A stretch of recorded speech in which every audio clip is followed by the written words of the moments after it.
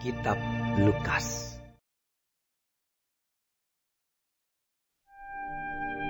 Tidak lama sesudah itu Yesus berjalan berkeliling dari kota ke kota dan dari desa ke desa memberitakan Injil Kerajaan Allah.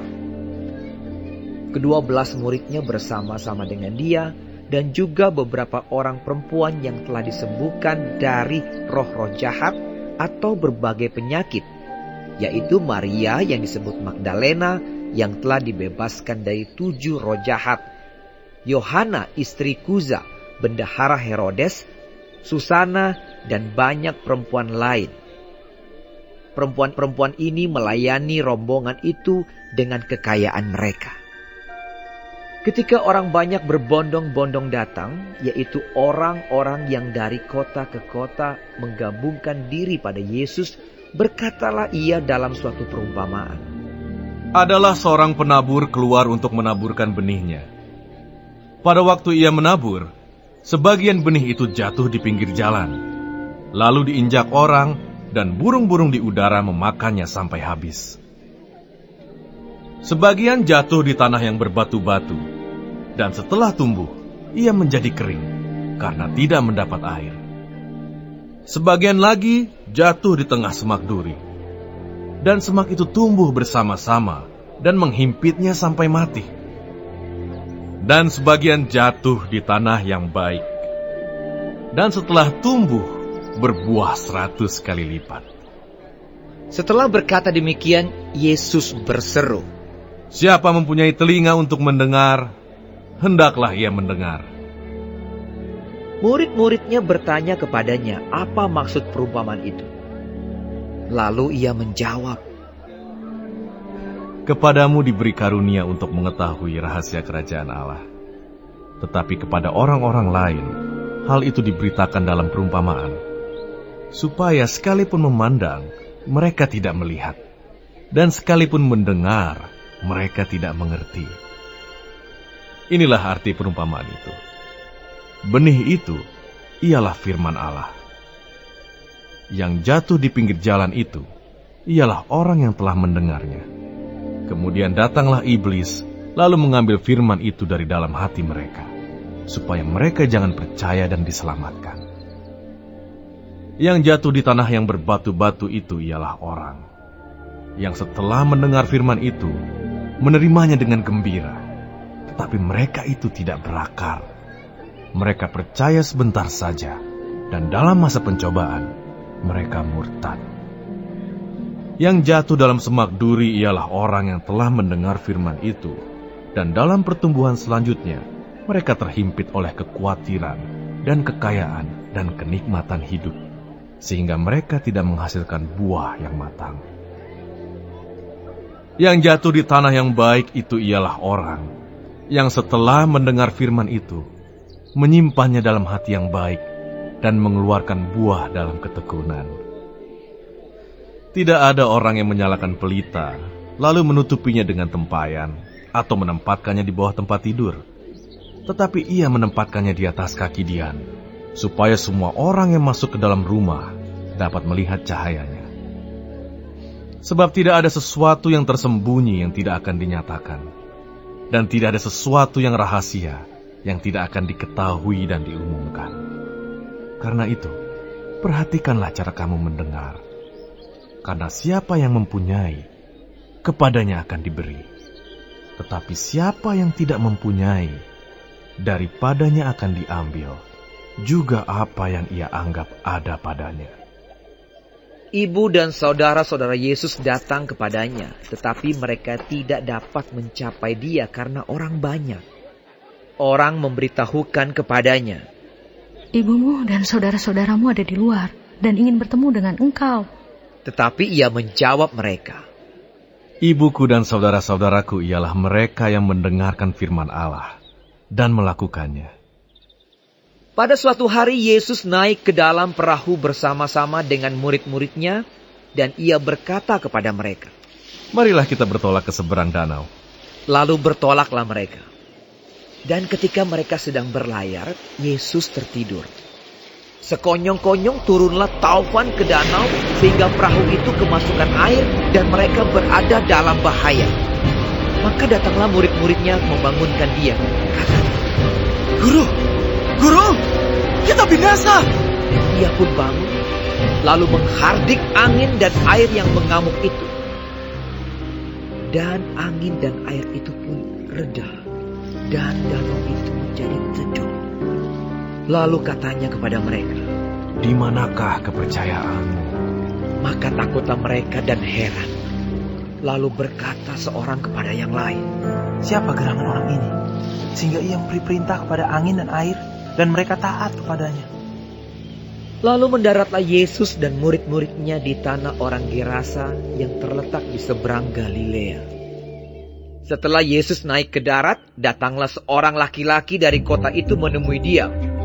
Orang itu dirasuki oleh setan-setan dan sudah lama ia tidak berpakaian dan tidak tinggal dalam rumah, tetapi dalam pekuburan. Ketika ia melihat Yesus, ia berteriak lalu tersungkur di hadapannya dan berkata dengan suara keras, "Apa urusanmu dengan aku? Hai Yesus, Anak Allah yang Maha Tinggi, aku memohon kepadamu supaya Engkau jangan menyiksa aku." Ia berkata demikian sebab Yesus memerintahkan roh jahat itu keluar dari orang itu. Karena sering roh itu menyeret-nyeret dia, maka untuk menjaganya, ia dirantai dan dibelenggu, tetapi ia memutuskan segala pengikat itu dan ia dihalau oleh setan itu ke tempat-tempat yang sunyi. Dan Yesus bertanya kepadanya, "Siapakah namamu?" Jawabnya, karena ia kerasukan banyak setan. Lalu setan-setan itu memohon kepada Yesus supaya ia jangan memerintahkan mereka masuk ke dalam jurang maut. Adalah di sana sejumlah besar babi sedang mencari makan di lereng gunung. Lalu setan-setan itu meminta kepada Yesus supaya ia memperkenankan mereka memasuki babi-babi itu. Yesus mengabulkan permintaan mereka. Lalu keluarlah setan-setan itu dari orang itu dan memasuki babi-babi itu. Kawanan babi itu terjun dari tepi jurang ke dalam danau lalu mati lemas. Setelah penjaga-penjaga babi itu melihat apa yang telah terjadi, mereka lari lalu menceritakan hal itu di kota dan di kampung-kampung sekitarnya. Dan keluarlah orang-orang untuk melihat apa yang telah terjadi. Mereka datang kepada Yesus dan mereka menjumpai orang yang telah ditinggalkan setan-setan itu duduk di kaki Yesus. Ia telah berpakaian dan sudah waras. Maka takutlah mereka. Orang-orang yang telah melihat sendiri hal itu memberitahukan kepada mereka bagaimana orang yang dirasuk setan itu telah diselamatkan. Lalu seluruh penduduk daerah Gerasa meminta kepada Yesus supaya ia meninggalkan mereka, sebab mereka sangat ketakutan. Maka naiklah ia ke dalam perahu lalu berlayar kembali. Dan orang yang telah ditinggalkan setan-setan itu meminta supaya ia diperkenankan menyertainya. Tetapi Yesus menyuruh dia pergi, katanya, "Pulanglah ke rumahmu dan ceritakanlah segala sesuatu yang telah diperbuat Allah atasmu." Orang itu pun pergi mengelilingi seluruh kota dan memberitahukan segala apa yang telah diperbuat Yesus atas dirinya. Ketika Yesus kembali, orang banyak menyambut dia sebab mereka semua menanti-nantikan dia. Maka datanglah seorang yang bernama Yairus. Ia adalah kepala rumah ibadat. Sambil tersungkur di depan kaki Yesus, ia memohon kepadanya supaya Yesus datang ke rumahnya. Karena anaknya perempuan yang satu-satunya, yang berumur kira-kira 12 tahun, hampir mati. Dalam perjalanan ke situ, Yesus didesak-desak orang banyak. adalah seorang perempuan yang sudah 12 tahun menderita pendarahan dan yang tidak berhasil disembuhkan oleh siapapun. Ia maju mendekati Yesus dari belakang dan menjamah jumbai jubahnya, dan seketika itu juga berhentilah pendarahannya. Lalu kata Yesus, "Siapa yang menjamah aku?" Dan karena tidak ada yang mengakuinya, berkatalah Petrus, Guru, orang banyak mengerumuni dan mendesak engkau. Tetapi Yesus berkata, "Ada seorang yang menjamah aku, sebab aku merasa ada kuasa keluar dari diriku." Ketika perempuan itu melihat bahwa perbuatannya itu ketahuan, ia datang dengan gemetar, tersungkur di depannya, dan menceritakan kepada orang banyak apa sebabnya ia menjamah dia dan bahwa ia seketika itu juga menjadi sembuh. Maka katanya kepada perempuan itu, "Hai anakku, imanmu telah menyelamatkan engkau. Pergilah dengan selamat." Ketika Yesus masih berbicara, datanglah seorang dari keluarga kepala rumah ibadat itu dan berkata, Anakmu sudah mati. Jangan lagi engkau menyusah-nyusahkan guru. Tetapi Yesus mendengarnya dan berkata kepada Yairus, "Jangan takut, percaya saja, dan anakmu akan selamat." Setibanya di rumah Yairus, Yesus tidak memperbolehkan seorang pun ikut masuk dengan dia, kecuali Petrus, Yohanes, dan Yakobus, dan ayah anak itu serta ibunya. Semua orang menangis dan meratapi anak itu. Akan tetapi Yesus berkata, "Jangan menangis. Ia tidak mati, tetapi tidur." Mereka menertawakan dia karena mereka tahu bahwa anak itu telah mati. Lalu Yesus memegang tangan anak itu dan berseru, katanya, "Hai anak, bangunlah." Maka kembalilah roh anak itu, dan seketika itu juga ia bangkit berdiri. Lalu Yesus menyuruh mereka memberi anak itu makan. Dan takjublah orang tua anak itu. Tetapi Yesus melarang mereka memberitahukan kepada siapapun juga apa yang terjadi itu.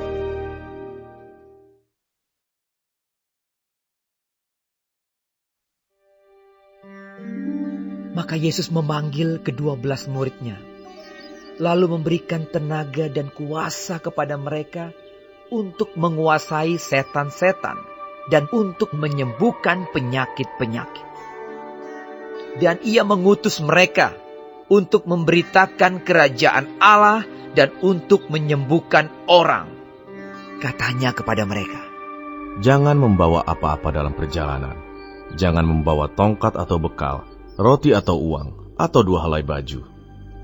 Dan apabila kamu sudah diterima dalam suatu rumah, tinggallah di situ sampai kamu berangkat dari situ.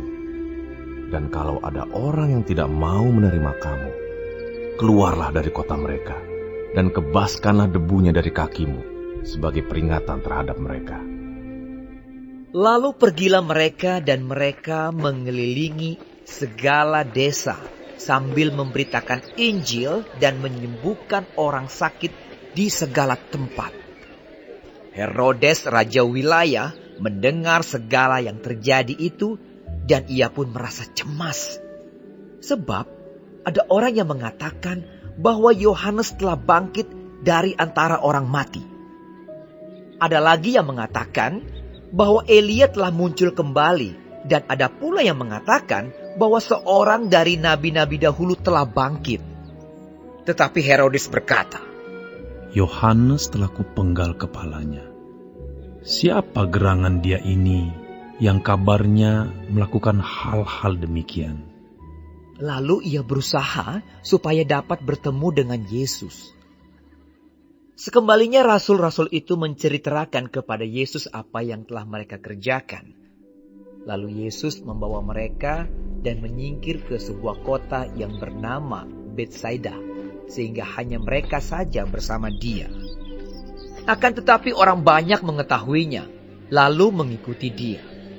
Ia menerima mereka dan berkata-kata kepada mereka tentang kerajaan Allah, dan ia menyembuhkan orang-orang yang memerlukan penyembuhan.